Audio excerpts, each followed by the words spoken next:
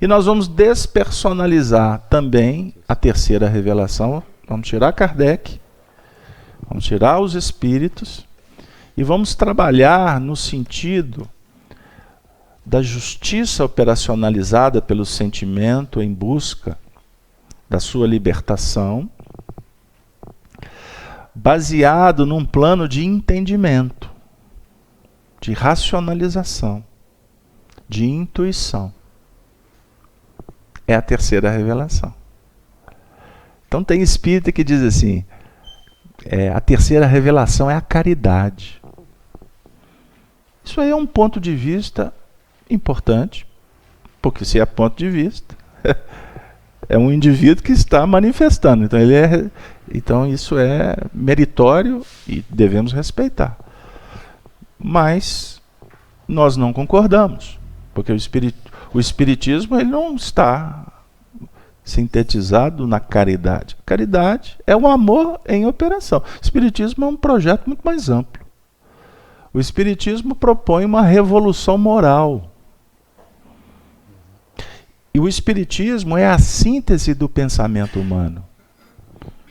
Na verdade, toda a história da humanidade, todos os profetas, todos aqueles que foram instrumentos do Senhor, deram contributos para que a ideia que depois se transforma em espiritismo fosse desenvolvida ao longo do tempo. Quanto tempo de, por exemplo, de obscuridade da Idade Média, em que o pensamento humano ele era encarcerado pelo poder, pelo misticismo. Então ontem uma companheira me ligou me pedindo uma sugestão para fazer um estudo do Evangelho hoje. E ela vai falar sobre o sofrimento. Bem-aventurados os que sofrem. Aí ela me pediu, qual que é a dica que você me dá? Eu falei assim, dica é complexo, porque você que tem que descobrir o caminho que você vai percorrer. Eu não posso te dar pronto. Mas por que não você tentar trabalhar o sofrimento, não como uma apologia à culpa, que nós fomos envolvidos pela tradição religiosa, que durante milênios tamponou a visão dos homens. Então, no século IV, nós temos no Espiritismo um expoente, um dos espíritos que compõem a equipe de Jesus, que é Agostinho. Santo Agostinho. Santo Agostinho, no século IV, quarto e quinto, que foi na virada, ele desenvolveu uma tese, e essa tese foi abraçada pelos religiosos. A tese da culpa e do pecado, a partir da concupiscência de Eva, que foi seduzida, e com isso ela trouxe Adão, o homem, que vocês não vão ver no Antigo Testamento, Adão menino. Então o homem, ele foi corrompido, ele foi seduzido pela corrupção da Eva. Com isso eles cometeram um pecado, eles desrespeitaram uma regra. E daí eles foram expulsos do paraíso. Então a humanidade foi educada com esse princípio, que nós somos frutos de um pecado. Olha o desdobramento. Com isso a mulher foi estigmatizada. Certo? E por esta situação que rotulou a mulher como pecadora, nós vamos encontrar na história ações dos homens para repudiar a mulher e, ao mesmo tempo, tentar apagar o erro, apagar o pecado. Então nós temos que reconquistar o paraíso. E como que se reconquista o paraíso? Você vai reconquistar porque você está sofrendo. Você foi expulso. Então você está num verdadeiro inferno. E para você reconquistar, você tem que reconquistar pela obediência. Obediência. Pecado original, né? É o pecado original. Então a obediência é você obedecer uma regra. Qual é a regra? Aí que surge todos os processos doutrinários religiosos. Então essa regra é, para se desenvolver a virtude, você tem que, portanto, obedecer e vencer os 7 pecados capitais. Só para trazer o futuro para encaixar nesse momento do século V, para a gente entender. Quais são os 7 pecados capitais? Luxúria, não é? Orgulho, vaidade, aí vai. 7, então, nós temos que conquistar 7 virtudes, né? Que vai contrapor isso aí.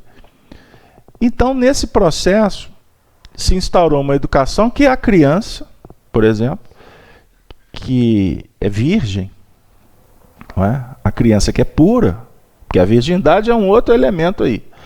A criança que é pura, ela precisa de receber a graça do batismo. Porque ela sendo batizada, ela estará sendo protegida, porque ela está vulnerável, né? Ela é criança. Ela vai estar protegida para não pecar, certo? Então, e quando ela recebe a graça, ela recebe também o livre-arbítrio.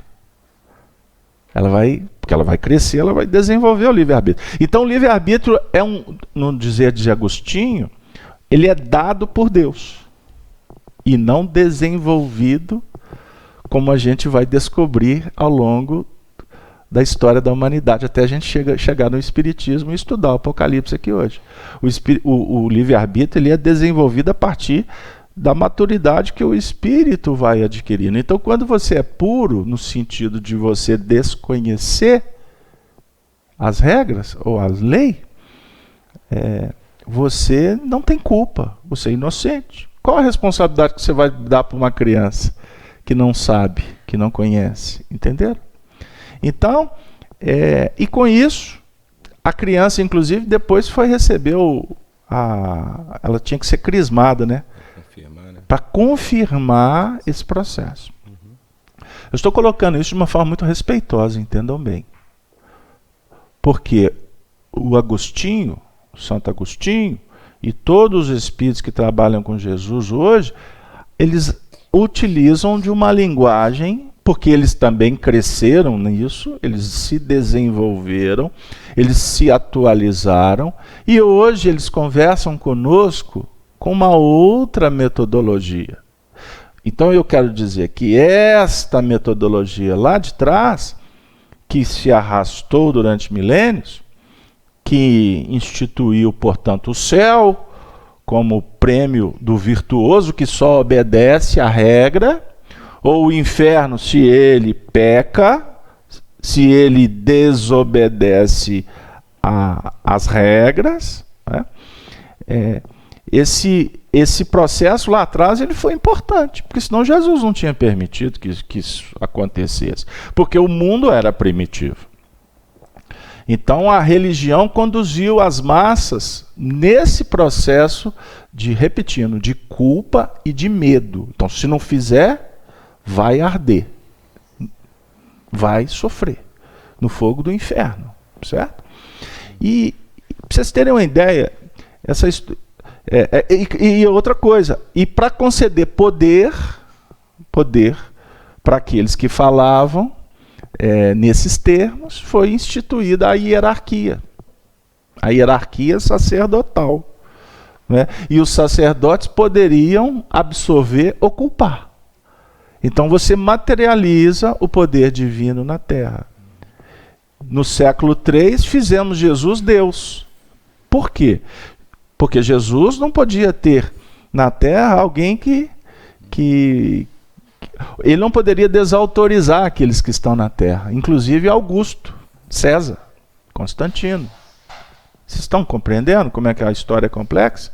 Aí nós tivemos Ário, o presbítero Ário, que é uma reencarnação de Emmanuel, que lá atrás batalhou, lutou defendendo a teoria de que Jesus é homem e não Deus. E que tudo que ele atingiu, ele conseguiu por mérito. Jesus humano é símbolo para nós. Jesus, Deus, ele cria um grande abismo e tira de nós, de cada um de nós, esse estímulo para o desenvolvimento. Ou seja, você se coloca na condição de depender da boa vontade do Deus X ou do santo Y, Z, A, que você se afiniza para que haja uma possibilidade de você ser salvo.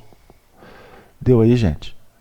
Eu estou rascunhando rapidamente. Porque ele como, lembrando, imagina como um humano, ele já fez coisas que para nós é tão difícil, tanto que estamos aí há 2000 anos tentando implementar o evangelho que ele nos trouxe. Imagina se ele pensarmos nele como Deus. Aí realmente a diferença, a distância fica enorme, dá uma ideia de inalcançável, né? E não é essa a ideia, né? O Carlos Alberto ele trouxe aqui falando sobre Santo Agostinho, né? E da culpa e do Espiritismo. A gente lembra que uma grande proposta do Espiritismo, e talvez seja por isso que ele é uma doutrina mais difícil, é porque ele sai da heteronomia, como ele está falando, né? Ou seja, a culpa está lá fora, eu faço bem para uma recompensa, né? Ou vou ser punido. O Espiritismo ele traz a autonomia, ou seja, a partir do seu conhecimento, você vai tomar as suas decisões, né? E serão essas decisões que vão gerar um bem-estar ou um mal-estar no dia seguinte, né? E não uma punição do alto, não é mesmo? Muito bem. Então, para vocês verem, só para não deixar o hiato na história, só no século XV, século XVI, que o homem começou a levantar o dedo. Não é? O Galileu deu o chute inicial. Discutir as leis divinas com uma ótica de ciência. Isaac Newton foi aquele que foi o primeiro que foi elaborar a constituição, a estrutura, a criação do universo sob uma ótica divina, mas trazendo exatamente para um contexto que vai dar o pontapé inicial para a gente discutir a questão do livre-arbítrio como filhos, que estamos querendo estudar as leis e que vamos adquirindo responsabilidade à medida em que nós vamos nos desenvolvendo. E aí vários espíritos reencarnando e promovendo esse movimento, que é um movimento que visa libertar. Você vê, Voltaire foi um dos primeiros a trabalhar a ideia de que Jesus não queria seguidores. Isso a gente tem trabalhado aqui na FEAC. Foi Voltaire. Que Jesus é um líder espiritual que traz uma proposta de uma renovação social para a humanidade a partir da vivência dos princípios do Espírito. Que vai, na verdade, essa vivência contribuir para a derrocada ou para a queda de todo o processo que foi engendrado e que construiu um edifício, que é um edifício que nos auxiliou até então, mas que ele precisa de ser revisto, porque é um edifício que estabelece que é estabelecido pelo interesse pessoal. E aonde há interesse pessoal pautado então no orgulho e na vaidade, você terá contradições e impedimentos para que o seu livre pensar, para que o saber seja uma conquista que te liberte. Então, se Jesus quisesse seguidor, ele na verdade estaria implementando um sistema de encarceramento. E não é essa a ideia. O amor liberta. O amor não quer para si, não. O amor é doação. Seja livre.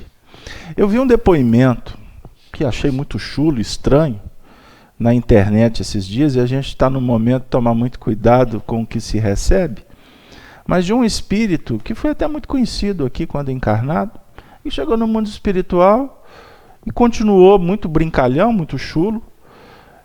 Embora respeitamos, mas não concordamos com a maneira com que ele se expressou até. Mas foi interessante, porque ele fala para a massa e diz o seguinte, que quando ele chegou no mundo espiritual, ele viu que realmente a vida nossa aqui na Terra, em alguns momentos, é uma grande bobagem.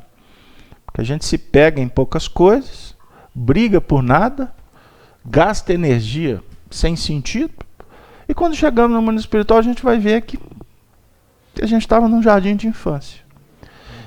E aí ele diz assim, que uma das coisas que chamou muita atenção dele, é que ele foi lá no mundo espiritual reconhecer a autoridade de Jesus. Porque aqui ele brincava com Jesus. E aí ele diz assim, mas aqui o Jesus não é o Jesus das religiões. Nesse ponto, a gente percebeu ali uma expressão verdadeira. Então você nunca despacha, você nunca desvaloriza o que chega para você. Porque em tudo você tem como pensar uma coisa boa. Certo? Isso eu aprendi com Honório Abreu. Chegar um cara capotando aí na rua, todo drogado, e conversar com você, presta atenção, porque ali tem uma ou duas frases interessantes para você. Porque num determinado momento ele entra na via das expressões espirituais e ele vai te trazer um conteúdo. Então, isso me diz o seguinte, que ele, lá no mundo espiritual, foi se deparar com a autoridade espiritual de Jesus, que é a autoridade moral, que é arregimentada, que expressa o legítimo e o mais profundo amor. E as religiões, elas acabam se apresentando como um regime de domínio. Nós temos hoje, gente, uma população de mais de 7 bilhões. O Brasil passou de 200 milhões de habitantes. Mas dessa população globalizada, imaginem, de 7 bi, mais da metade, ou seja, mais de 3, vamos pôr 4 bilhões, 4 bi, são religiosos católicos, protestantes, evangélicos, muçulmanos. Vou ficar por aí, tá bom? Que vivem sob um regime de uma religião que encarcera. E que os princípios são pautados na culpa, no medo, na recompensa ou no castigo. Entender? E no Espiritismo, muitas vezes nós nos movimentamos assim. Eu vou ao centro porque eu tenho que ficar bem com os espíritos. Nós, no Espiritismo, elegemos anjos. A gente está todo aqui dentro do contexto, tá?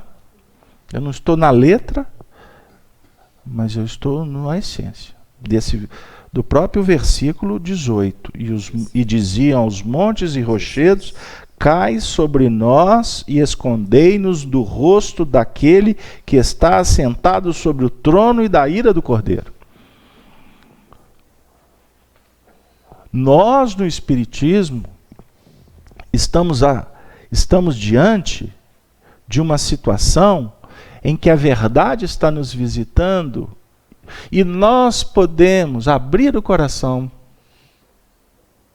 para entrar nessa sintonia, ou nós espíritas que estamos fazendo palestra, conversando com os espíritos, coordenando o centro espírita, dando passe, evangelizando, nós podemos continuar dessa mesma maneira, encarcerados ou encarcerando. Eu vou ao centro espírita porque eu estou com medo. Eu vou para a tarefa porque eu estou com culpa, Luiz. E o enfrentamento? E o entendimento do que é verdade? O que é verdade? Pôncio Pilatos perguntou para Jesus: o que é verdade? Eu gosto muito de repetir isso, que eu repito isso há 30 anos, que é uma frase que eu acho magnânima. Emmanuel diz assim: e Jesus respondeu com o maior silêncio que a humanidade já ouviu. Ele era a verdade. Ele vai responder? Gente, nós estamos diante da verdade. E a verdade, ela não está em livros. Tem espírita que fica o tempo todo assim, porque está no livro dos espíritos aqui. E aí, o que ele disse? Nada. Ele está dando uma aula de intelectualidade. É a mesma coisa de você assistir uma sessão lá do tribunal. Dá vontade de sair correndo. Falam e não falam nada. Não, porque a doutrina que não sei o quê, porque no artigo... Papá, tudo bem, eles estão demonstrando fidelidade à lei. Mas e aí? Você espreme, é um contorno que não se diz nada. Nós podemos estar repetindo isso no Espiritismo. O que é a verdade? Vamos conversar com Jesus e Pilatos, ou com Pilatos e Jesus, como queira. O que é a verdade? Qual que é a verdade que nos interessa? Eu acabei de citar aqui que o Emmanuel, uma das encarnações dele, ele foi ário. Eu guardei isso durante muito tempo. Porque o Arnaldo guardou durante muito tempo. Porque o Chico, quando contou no momento oportuno. Agora tem gente que fica escrevendo livro aí. As encarnações. Eu contei, não contei? Num livro. Mas tem muita coisa que eu não contei.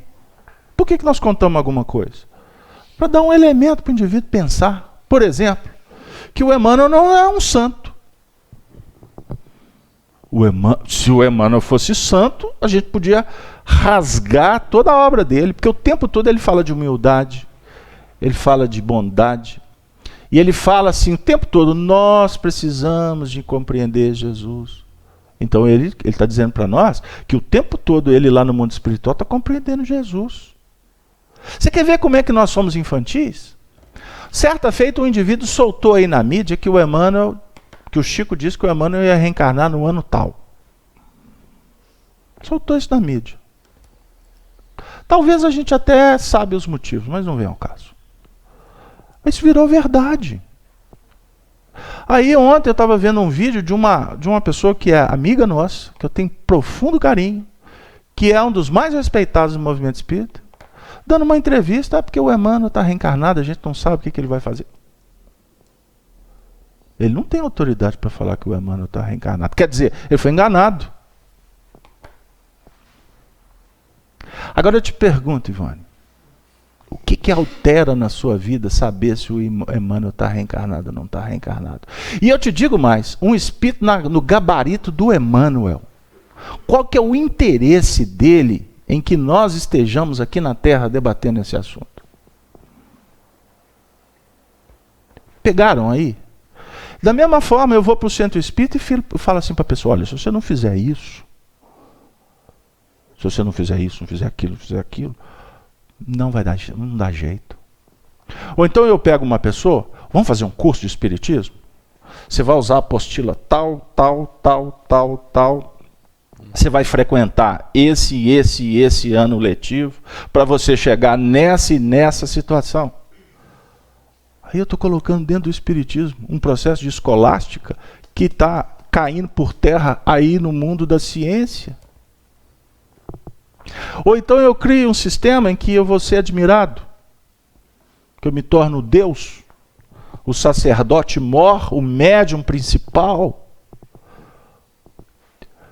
Eu estou agindo de uma forma que, ao invés de eu aproximar, eu estou distanciando. Eu estou criando dependência. Entenderam? Agora, vamos tirar a capa de fora, porque ela é só didática, tá bom? E tudo que acontece no movimento espírita nós respeitamos e sabemos que é importante. Inclusive o igregismo. O igregismo. Porque eu acabei de citar de uma das pessoas mais conhecidas do movimento espírita, ele é quase o Papa no movimento espírita. Como o Chico foi. Tudo que iam fazer, iam bater bênção para o Chico. Chico, pode? E a gente faz isso com outros que estão muito perto. O pai de santo. Ou então o espírito. Zé Grosso. Eu gosto muito do Zé Grosso porque ele é muito engraçado, muito brincalhão. Ele fala assim, olha, o povo me pede até para ajudar a trocar pneu. É comigo. Ou seja, a tarefa suja é comigo, né? Quando é a cura, um negócio assim, é com o doutor Bezerra, né? Mas quando é para trocar pneu, o filho passar no vestibular, é comigo. Então nós transferimos para os espíritos. Agora, isso é só para a gente brincar um pouquinho. O que é a verdade que nos interessa? Porque o texto está dizendo, e dizia aos montes e aos rochedos. Monte e rochedo, qual que é a ideia de monte e rochedo? Monte e rochedo... Primeiro são estruturas geológicas, né? Minerais, pode nos levar a ideia de cristalização, de poder, né? Estruturas, o tema aqui hoje é a queda do materialismo, né? Então nós podemos imaginar como teorias materialistas que são construídas ao longo dos que foram construídas ao longo dos milênios, inclusive surgiram no vácuo que a Igreja Católica deixou. Eu estou falando da Igreja Católica porque ela que dominou durante muitos séculos, né? Todo o pensamento cristão, todo o pensamento filosófico e controlou todo o pensamento científico da época, né? Então, várias teorias materialistas foram construídas, né? Muitos seguiram ou seguem, né? Por esses caminhos, só que vão descobrir que essas teorias elas podem resolver muita coisa do ponto de vista material, esclarecer muita coisa do ponto de vista evolutivo, né? Nós tivemos Darwin explicando toda a evolução das espécies, né? A genética, muita coisa explicando o porquê da vida material no qual nos encontramos. Mas quando vai se tratar, igual o Leon Denis nos falou, né? Quando trata do problema do ser, do destino e da dor, aí essas construções elas começam a ruir junto com a gente, né? Porque quando eu chego nesse ponto e eu vou buscar apoio nessa filosofia, eu não vou ter esse apoio. Aí toda essa montanha que aparentemente era indestrutível, né? Ela começa a ruir, né? E eu posso ruir primeiro que ela. Tá bom. Porque, na verdade, essas montanhas, elas podem continuar de pé, porque outros que ainda não chegaram no ponto que eu cheguei, que eu já percebi que aquilo não me atende mais, outros que ainda não perceberam, vão continuar dando sustentação a essas mesmas filosofias que já não me atendem mais, né? Então, eu vou cair sozinho. O Honório disse assim, e os rochedos caem sobre nós. Ele disse assim, em 2001, ali por volta do mês de fevereiro. E eu disponibilizo o material, tá bom? Quem se interessar, manda um e-mail, feacminas@gmail, assunto Apocalipse. Pediu o material, nós distribuímos. E uma nota de esclarecimento, que nós temos recebido perguntas sobre qual é a fundamentação do nosso trabalho. A fundamentação, ela se chama Codificação da Doutrina Espírita.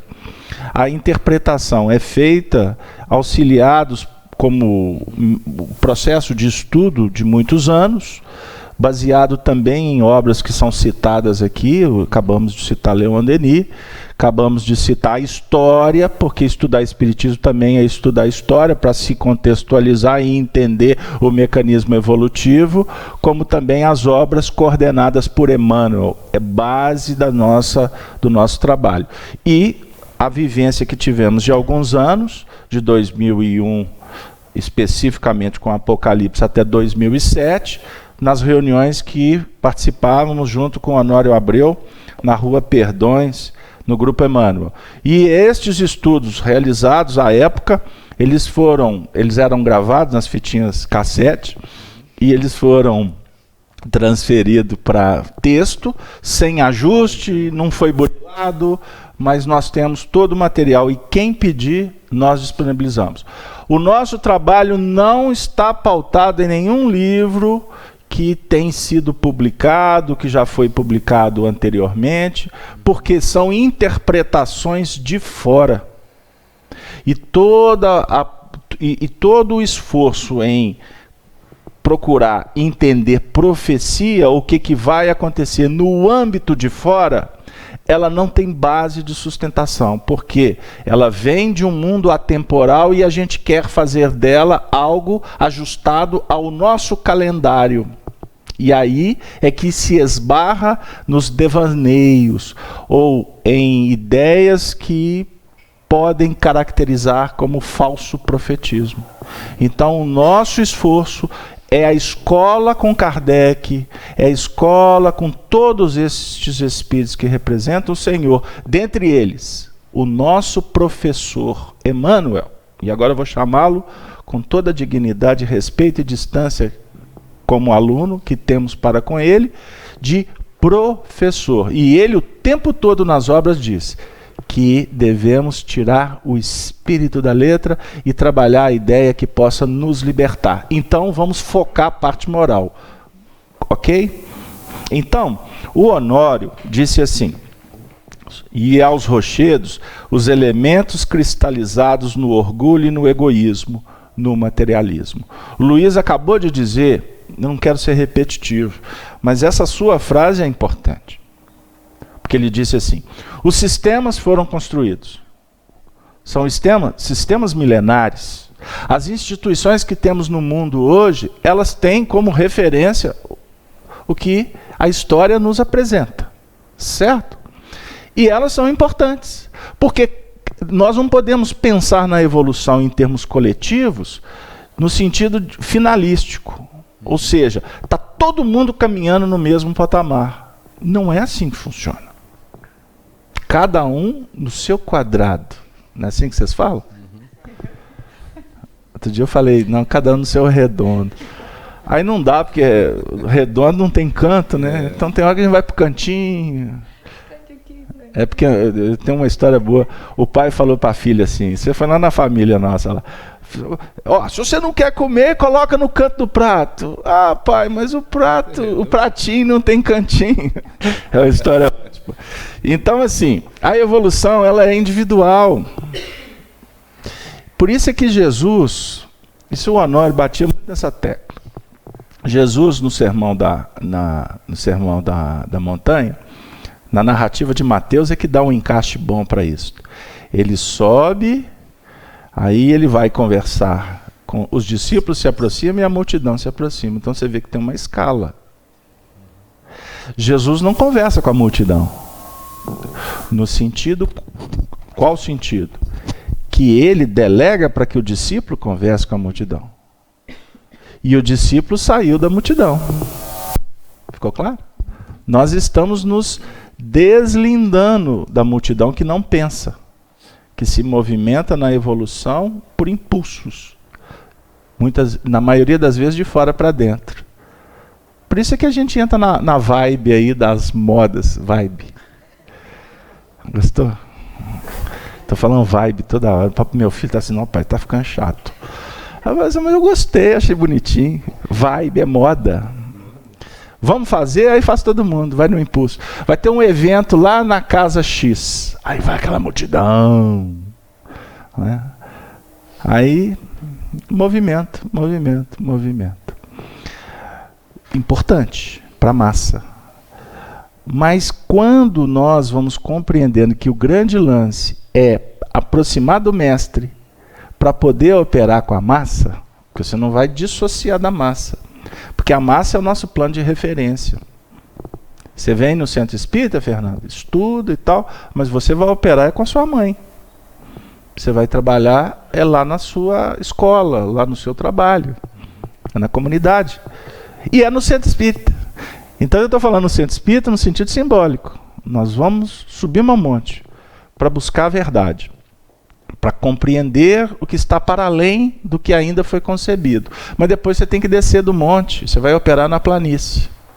Certo? Então, isso é muito importante para a gente entender que esse processo de descoberta vai, na verdade, trazendo uma insatisfação. É isso, Luiz? Insatisfação. Aí aquele sistema já não te atende. Foi bom. Bom enquanto durou. E no nosso meio espírita é tão comum, é tão frequente a gente dialogar com as pessoas que vêm nos falar das dificuldades de tarefas, falar que isso vai, isso não vai, foi bom, já não dá mais, eu não concordo com a maneira com que é feito. Isso é muito comum. O que eu faço? A gente sempre trabalha assim, olha como que é delicado. Não, por exemplo, você está insatisfeito lá na sua tarefa. Aí a pessoa vem te perguntar, ela vem dialogar. Aí nós vamos falar, nós podemos ter dois caminhos aqui. Eu vou falar para ela assim, não, a tarefa, nós precisamos de aprender a ser humildes, né? Aprender a trabalhar a mansidão, o amor, a caridade, respeitar as diferenças, etc, etc, etc. Ok. São dicas que, na verdade, propõem para que a pessoa faça um esforço e trabalhe o mundo íntimo. Mas nós não temos a dimensão correta para definir se o prazo dela acabou naquela tarefa. Então você não vai dizer para a pessoa, se você não está satisfeito, saia da tarefa. Não, jamais. Jamais. Agora, reflita, porque antes de você, por exemplo, tomar uma decisão, eu bato muito nessa tecla. Eu falo para o pessoal aqui da FIAC. Mentira, verdade, certa. Eu falo para o pessoal aqui, você só frequenta a FIAC? Casalberto, você não está errado. Você tem que conhecer outras casas.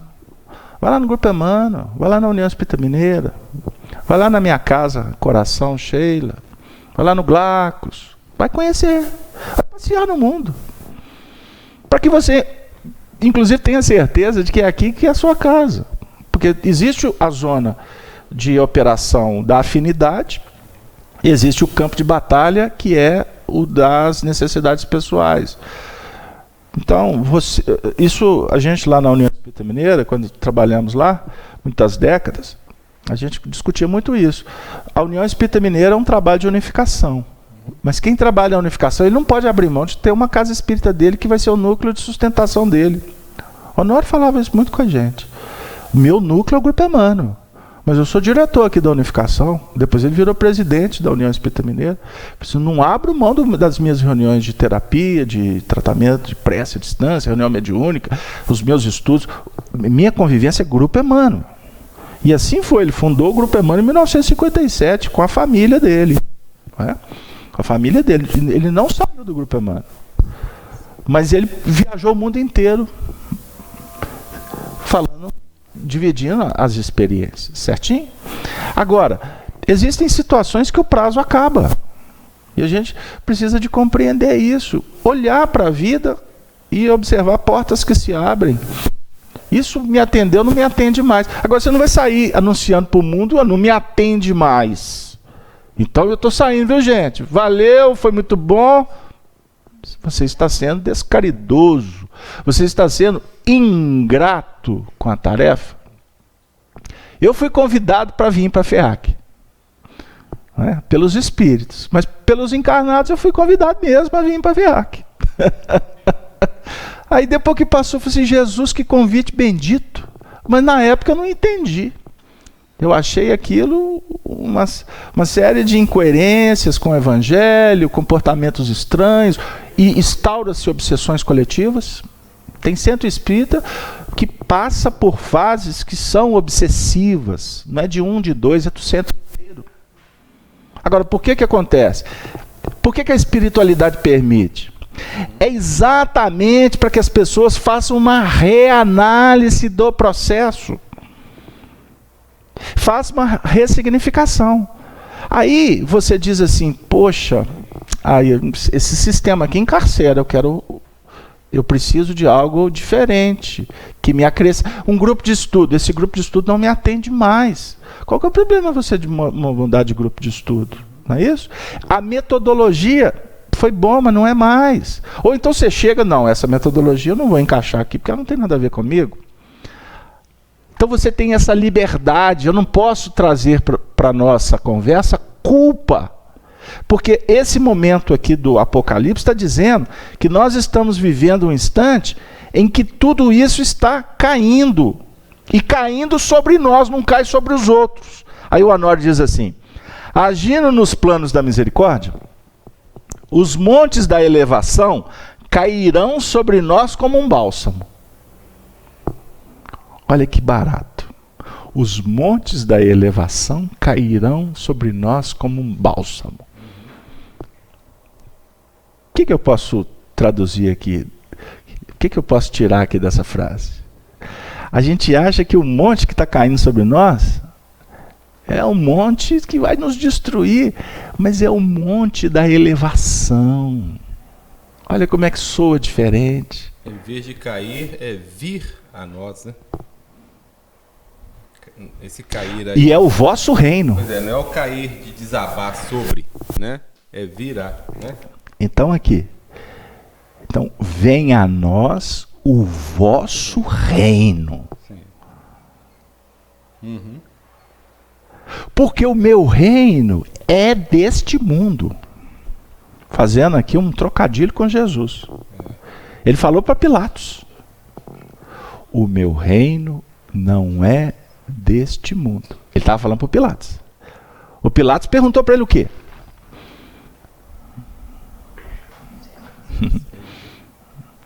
Desculpa. Desculpa porque eu me emocionei pela presença de um amigo espiritual.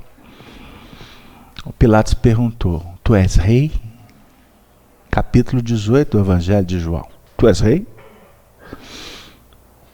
Aí Jesus diz para ele assim, numa maiêutica socrática, para os filósofos, que a maiêutica é dele, o Sócrates que aprendeu com ele.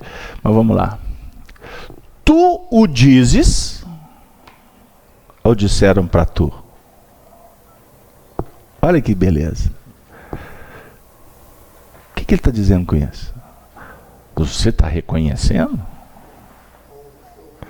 Está só repetindo, né? Copista. O Honório falava muito disso. Que nós, muitas vezes, somos caroneiros da evolução. A gente vai porque o outro fez. A gente vai porque o outro está indo. Agora eu vou citar. Vocês já viram tanto de... tem uma escola de expositores espíritas aí que eu acho o maior barato. São copistas do Divaldo Franco. E o Divaldo Franco foi copista de outros. Porque aquele estilo de oratória era uma retórica usada na década de 50. Que para os meninos hoje nem sempre atende, né? Porque isso, nós precisamos de entender história. Não foi o Divaldo que inventou aquele jeito. Ele vem de uma escola. Só que nos dias atuais, quando surge um expositor que é cópia-cola do Divaldo, ele está fora de um contexto, de um tempo, em que a demanda é outra. Está copiando. Mas é melhor copiar o Divaldo do que copiar Pôncio Pilatos. Então tá bom, o sistema para ele é válido. Nós não estamos julgando e condenando. Nós estamos estudando o fenômeno. Porque o caminho que você tem que percorrer, ele é seu. E na verdade, quando você estiver descobrindo esse caminho, nós vamos dizer assim, numa análise metafísica, que esse caminho já existe. Porém, ele é virtual. Então, quando você está descobrindo, na verdade, você está achando que você está começando. Não! Você está fazendo você está relembrando o futuro. Isso é uma expressão do Hermínio Miranda. Relembrando o futuro. O que é isso? Como é que eu relembro o passado, Casalberto? Não, você está relembrando que está fora do seu tempo. E ainda é futuro para você. Passa para a Vânia, para mim. Captaram aí que nós... Antes de completar, tá, Vânia? Eu vou passar para você. Só porque a gente não perdeu o Pilates. Tu dizes ou disseram para você? Aí a conversa continua e ele fala. Pilatos tinha uma concepção de reino. Ele não era governador da Judéia? Ele estava ali naquele diálogo, inclusive sob a supervisão dos olhos de Tibério, através de Públio Lentulus Cornelius, que é o nosso Emmanuel. Então ele estava ali sob um poder maior que o dele, mas ele era o poder maior naquele tribunal. E o que ele definisse, o povo na cadência. Caifás, Anás, o poder político religioso judeu, tinha que respeitá-lo. Porque a Judéia fazia parte do Império Romano. Então qual que era a concepção de reino? É a concepção que nós temos, que tem a ver com o nosso tema. Um reino com poder, aonde existem aqueles que a gente escolhe para determinar. Quanto mais elevado é o plano, mais despersonalizado ele se torna. As decisões no plano superiores são decisões de grupos. Não é assim o ministério Nosso Lar? A gente lê e não lê. Por que tinha 6 ministérios? 12. 6 ou 12? 12 ministérios, é isso aí. Com cada um com 12 ministros. Então dá 72. Olha a alusão com o Evangelho.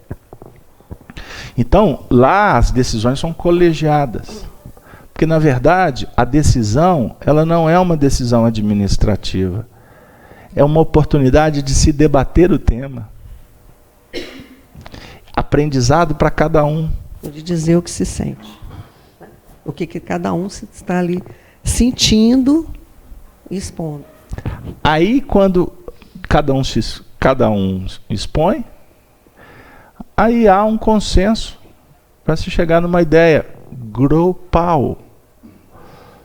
Aí sai daquela reunião uma ideia que é repassada para uma instância que vai dar execução. Não é uma ordem que vem impactando de cima para baixo. Nos nossos sistemas funciona assim. Poucos decidem e chega para quem vai executar como uma ordem que olha, se não fizer, culpa e medo. Castigo ou premiação. Eu tenho que fazer porque senão eu perco o emprego. Ou eu sou médium, se eu não for para a reunião, eu vou ficar doido.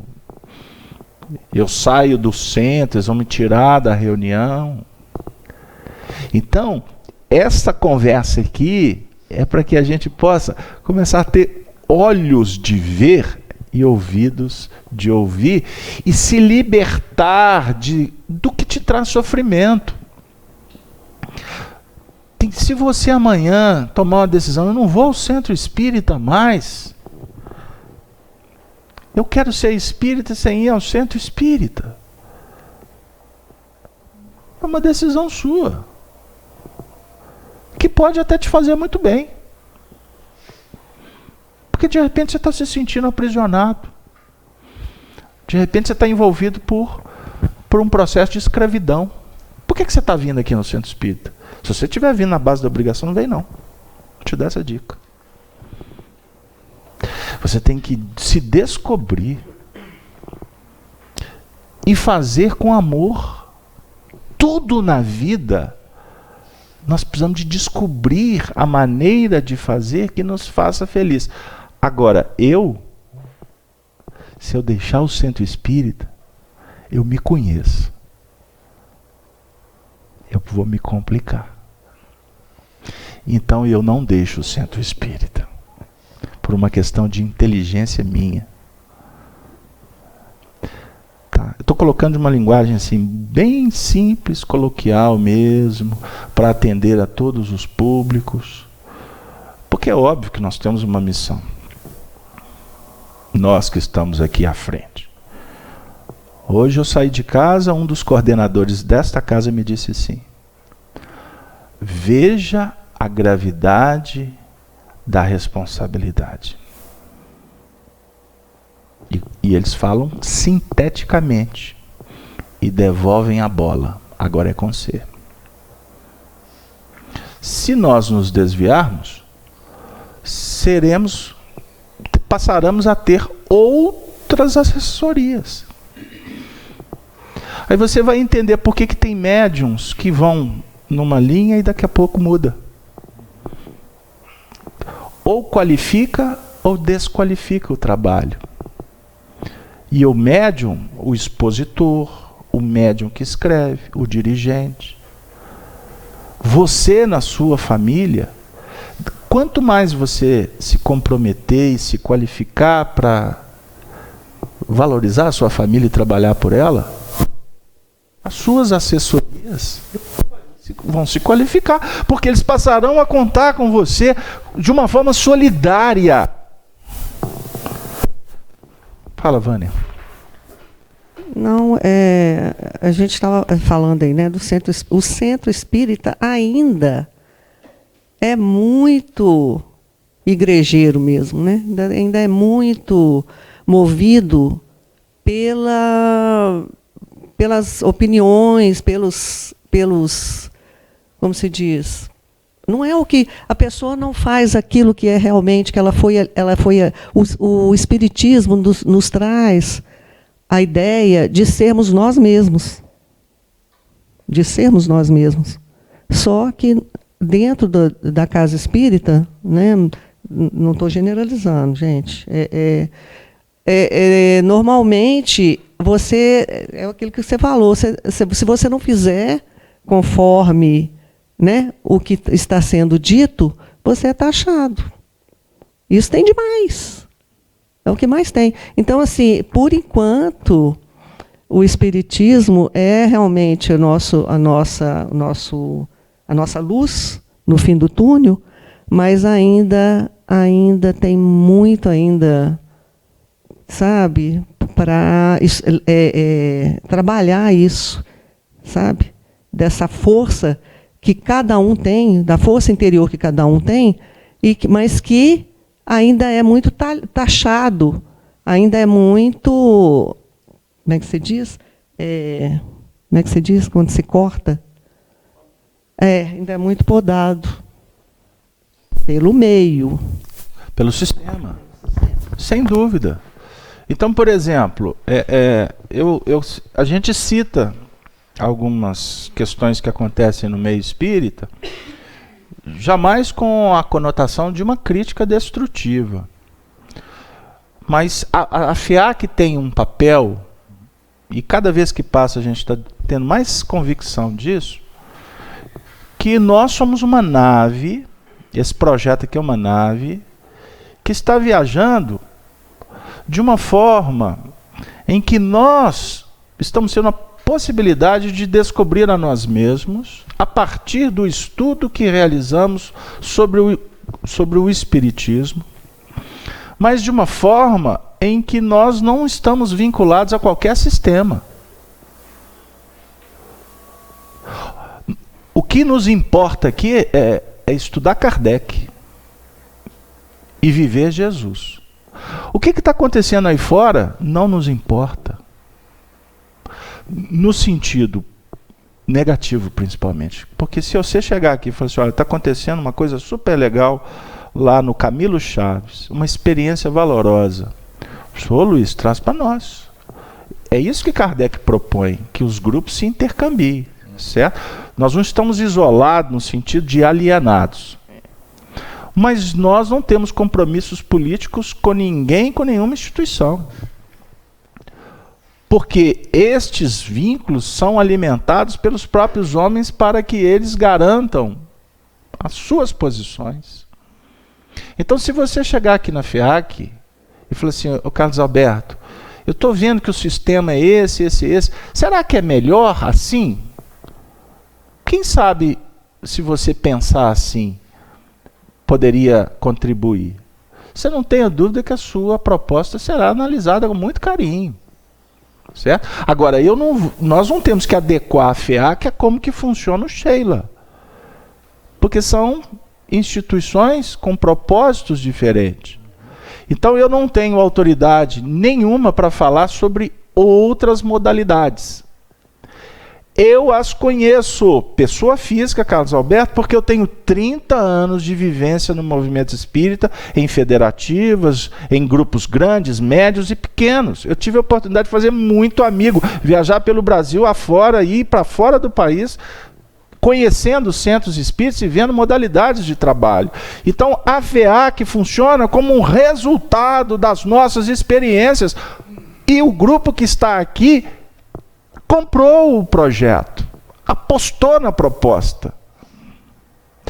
Caiu para nós um outro sistema. E nós erigimos este que nos atende. Entenderam? Vamos pensar, agora vamos trazer para o que nos importa mais. Porque tem muita gente no chat que nem frequenta centro espírita. Vamos pensar no nosso modelo de vida. O que foi bom até ontem não significa que vai ser bom amanhã. O contexto aqui cai sobre nós e escondei-nos do rosto daquele que está sentado sobre o trono e da ira do Cordeiro. Esse texto aqui está dizendo para nós que o esconder o rosto não é no sentido de fugir da realidade. É o contrário. É apresentar para nós mesmos uma ideia ou uma compreensão do que está nos indignando. Porque a ira do Cordeiro, tem muita gente que acha que a ira do Cordeiro é a justiça divina que está nos punindo de alguma coisa. A ira do Cordeiro aqui está dizendo para nós das vergonhas, das descobertas, da realidade que nós estamos nos deparando e que está dizendo assim para nós, não serve mais. Não serve no sentido de que foi bom até ontem, mas agora já não me atende mais. Os nossos pensamentos, né, as nossas reações. Ao microfone. Que faz esconder de nós, nós estamos escondendo de nós mesmos. Vai, o microfone. O povo de casa não te ouviu. Não, repete. Inclusive o que está dentro de nós. Nós escondemos de nós mesmos. Não é? Além de, né, do que vem de fora, que a gente burla, a gente esconde, a gente manipula. Uhum. O pior é o que está dentro de nós. Sim. Então nós temos que aprender a enfrentar. Desliga. Enfrentar a realidade. E ter a coragem de mudar. Porque não basta só entender. Você está... Observem bem. Pilatos e Jesus. O que é a verdade? Qual que é a sua verdade? Qual que é a sua realidade? O que está te trazendo sofrimento? Encara. Ou você vai fugir? Vamos fugir até quando? Ah, eu estou com um distúrbio. Eu estou com uma fragilidade. Enfrenta. Porque, na verdade, se você não enfrentar agora por bem, amanhã você vai ter que enfrentar por mal. No sentido de que alguém vai te pressionar, a vida vai bater. Chega um momento que tu tem que resolver a situação, isso é básico. A própria consciência. Você participa das atividades mediúnicas da FEAC. Sabe muito bem, e eu tenho certeza que você valoriza. Vira e mexe, eu pergunto, toda atividade mediúnica, eu termino a atividade e pergunto, como é que foi para você? Não quero saber do fenômeno, porque o fenômeno, tem muita gente que valoriza o fenômeno mediúnico. Ele é o menos importante. O menos importante, porque o que é importante na reunião mediúnica é o sentimento. É o equilíbrio do grupo. Tem reunião mediúnica aí que é um Deus nos acuda. A reunião aqui você entra bem e sai bem. Tem os momentos difíceis? Tem. Mas tem uma harmonia. Porque essa harmonia, esse silêncio interior vivenciado pelos médiuns, é que aconchega os espíritos. Uma reunião mediúnica é para você acolher como você acolhe uma criança dando carinho. Não é para bater em espírito, expulsar espírito. E tem muita gente que faz isso por aí. Mas são processos de aprendizado. Mas eu termino a reunião, o que eu falo para vocês? Como que foi? Ah, foi difícil, mas agora tá bom. Beleza. Aí de vez em quando eu falo assim, como é que está sendo você frequentar a reunião? Não é, Denis? Você está feliz? Na frente do povo, não, né? Você está feliz? Você está feliz de ter vindo aqui hoje, Ivone? A Ivone está conhecendo a tarefa. Isso equivale, Ivone. Não é muitas vezes o que acontece. Não é tanto o conteúdo. Se você pegar uma sementinha que foi lançada aqui hoje, costuma ser muito mais importante você ficar intelectualmente viajando. Se você não estiver bem, se você não estiver feliz, para que você está fazendo? Tem conflitos que a gente alimenta por idiotice. Como dizia Arnaldo Rocha. Idiotice. Você sabe, e a idiotice aqui não é imaturidade não, tá? É a resistência, a cristalização.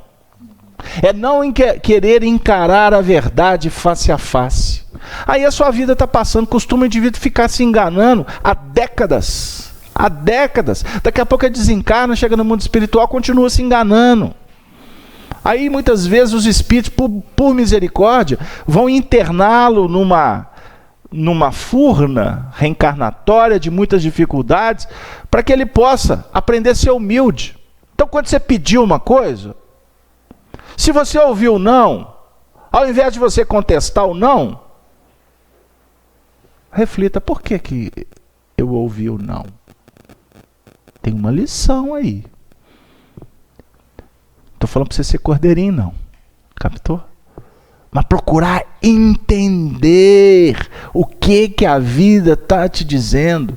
O Chico Xavier, tido e havido como místico para muitos, né? Vira e mexe, ele falava assim. Eu tenho umas cartas dele, umas cartas muito legais. Aí ele sempre dizia assim, se a providência divina favorecer, estarei aí com vocês. Se Deus permitir, eu vou fazer isso.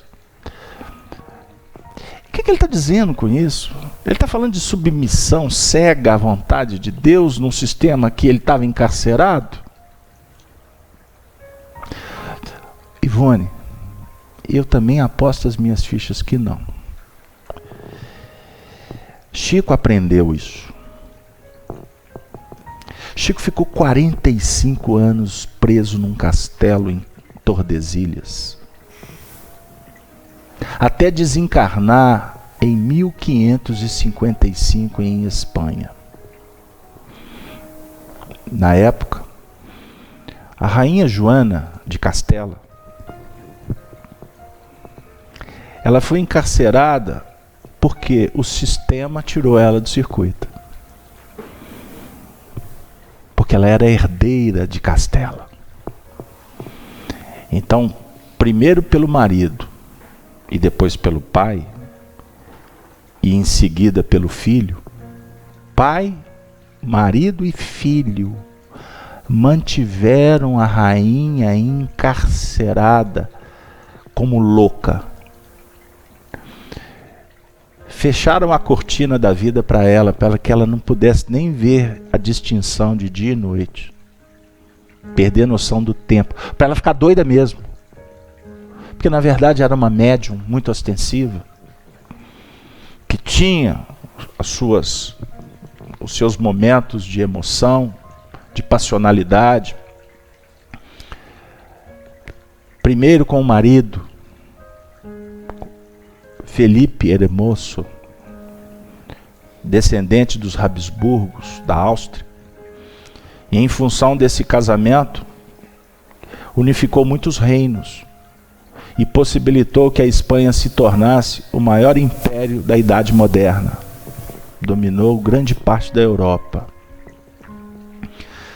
Mas ela, o marido, dava motivos. E ela tinha os seus surtos de ciúme. E ela não escondia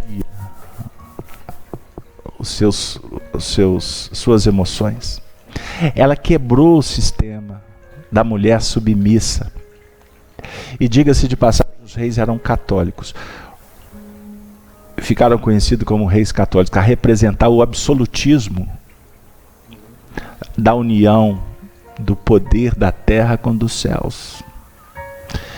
Num sistema de uma religiosidade fanática.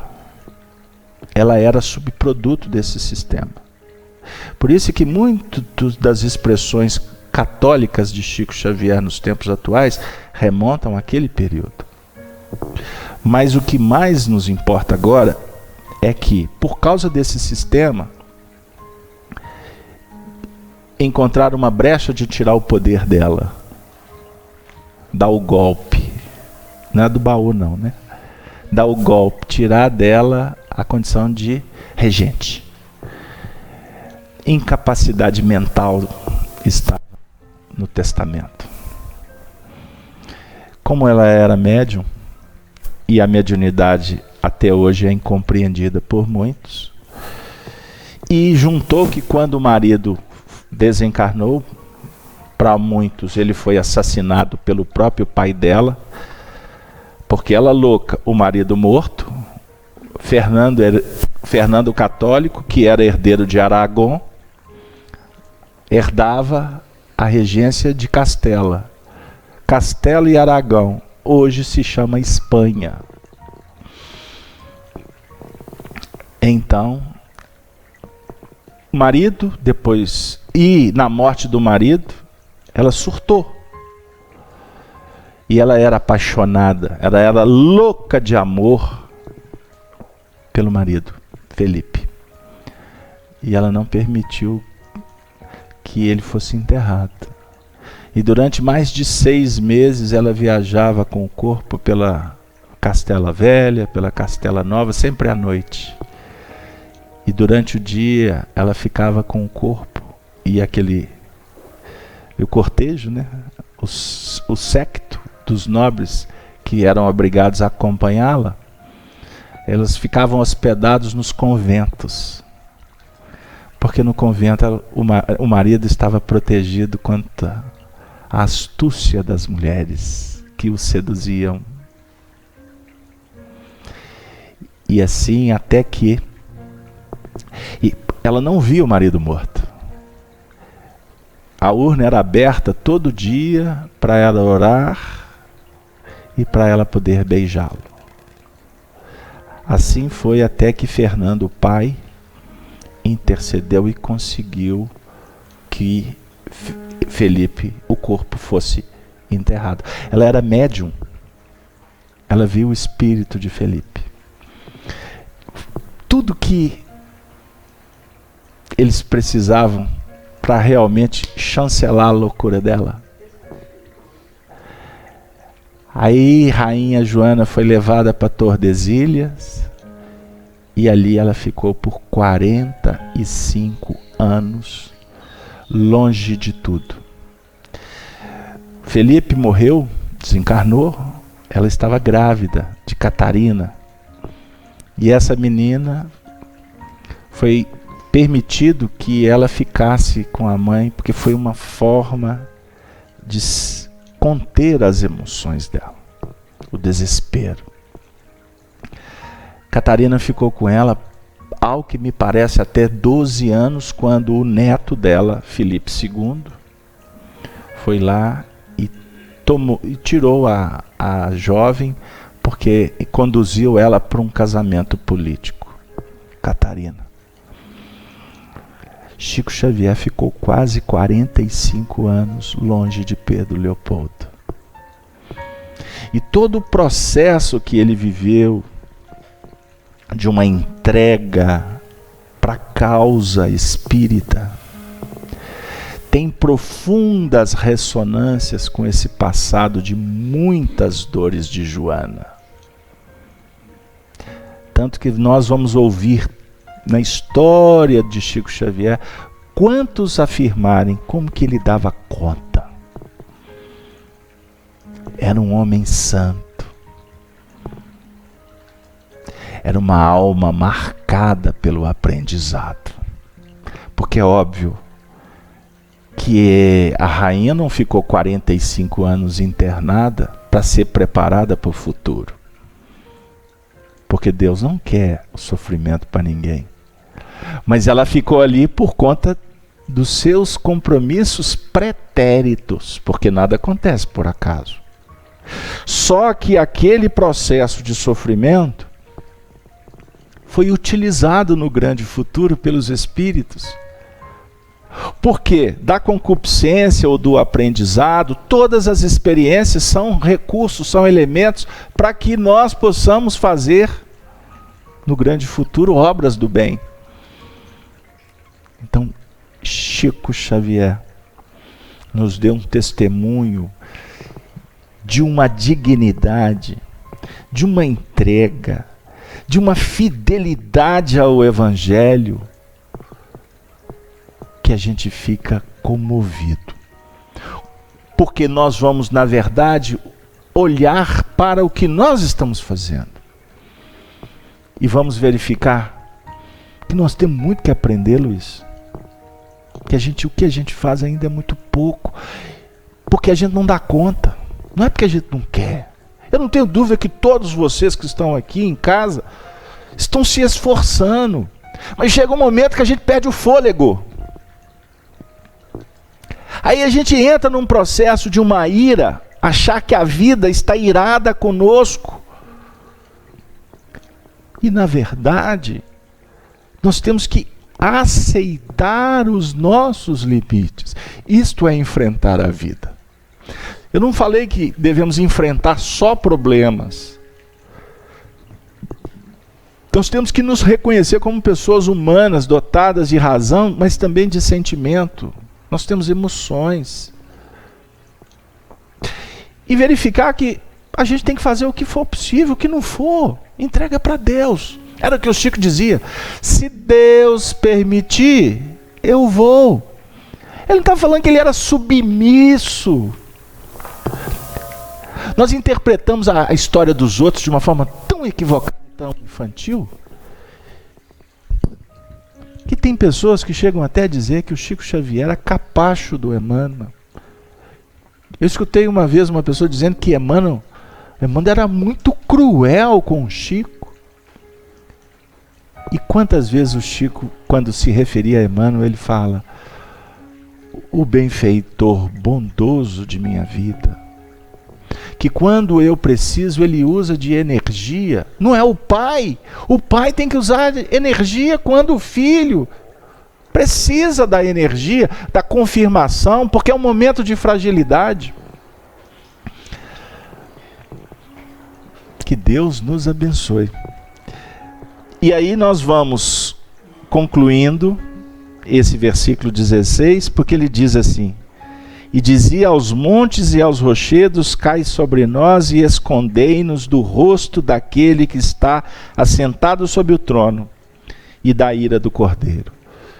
Então fica para nós essa reflexão, que estamos debaixo da providência divina. Então escondei daquele que está sobre o trono não é uma fuga, porque quem está sobre o trono é quem tem autoridade, não é? Nós não estudamos isso lá atrás? Tem um trono, tem os que estão abaixo do trono, estão lembrados?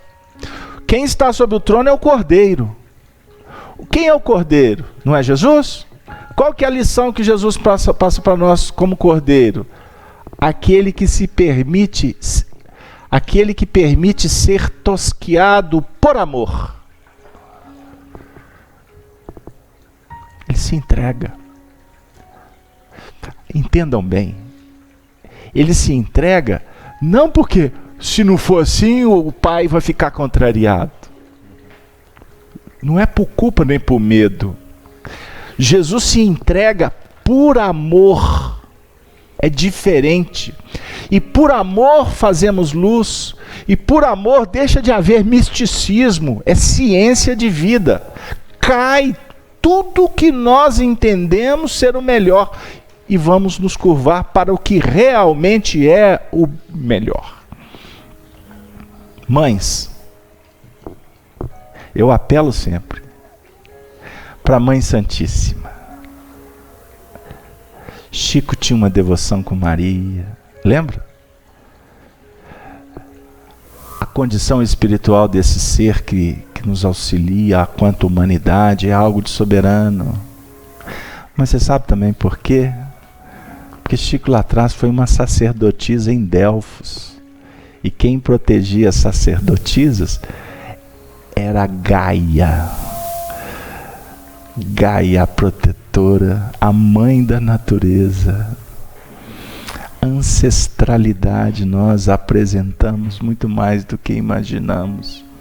Mas o que importa é Gaia ou Maria Santíssima como aquele referencial de sensibilidade e de amor materno. Porque sem a gente viver o amor materno, a gente não vai entender esse amor que se permite ser tosquiado. O cordeiro é tosquiado para ser sacrificado, não é isso? Você vai tosquiar o cordeiro, a ovelha para tirar a lã dela, não é? Ela está produzindo lã. A lã vai ser usada. Ela se entrega. É por isso que a gente fala, né? Sobre a condição de ser cordeiro. Não é cordeiro passivo, indiferente ou fazendo por medo. É o cordeiro que faz confiante, que está fazendo melhor. Não é isso, papai? Não é assim, mamãe? Não é assim, irmãos? Cada um tire a sua conclusão. Então nós podemos concluir a nossa manhã dizendo, com o Espiritismo, o materialismo perde o sentido. Porque o materialismo é uma forma de domínio. Nós estamos sendo dominados por um sistema e chegou o momento da gente dar um grito para mudar isso. Mas o misticismo também é um regime de domínio. Você não tem que ser dominado por nada. Você precisa de se libertar e ter confiança que você vai conseguir. Se você quiser. Mas para isso você tem que, não é? Temos que pelejar, temos que fazer com muito amor. Luiz, nós completamos o versículo 16, não completamos? Sim. Podemos na próxima semana encerrar o capítulo com o versículo 17? Eu tenho que entrar no 7º, né? Quem sabe, 17, 7, tem umas histórias aí, né? Eu agradeço a presença de todos vocês, o esforço da equipe que veio aqui segurar, trabalhar para que a gente conseguisse fazer a transmissão. Gostaria de agradecer a todos os nossos... Vocês que vieram a primeira vez, que vocês possam retornar. A casa está sempre aberta, com o coração sempre pronto para nos intercambiarmos nessas faixas da fraternidade. Nós estamos agradecendo também aos nossos ouvintes, web, que a gente possa cada vez mais nos aproximar como irmãos. E eu encerro a minha participação com a saudação dos cristãos dos primeiros tempos, Ave Cristo, e solicito que... Ivone, você faz a prece final por nós, Ivone? Abre o microfone para ela, para nós. Só uma prece do coração. Faz bem pertinho do microfone, tá?